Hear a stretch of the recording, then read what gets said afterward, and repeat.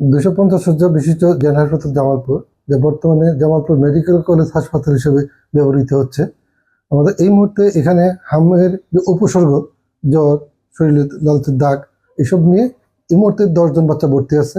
গত 24 ঘন্টায় 3 জন নতুন বাচ্চা ভর্তি হয়েছে। আমরা এ পর্যন্ত 3 জন বাচ্চাকে সুস্থ স্বাভাবিক অবস্থায় ছুটি দিয়েছি এবং এই 10 জন বাচ্চা ভর্তি আছে তারা হামের উপসর্গ, কিন্তু নিশ্চিত হওয়ার জন্য আমরা তাদের নমুনা পরীক্ষা করার জন্য ঢাকা পাঠিয়েছি।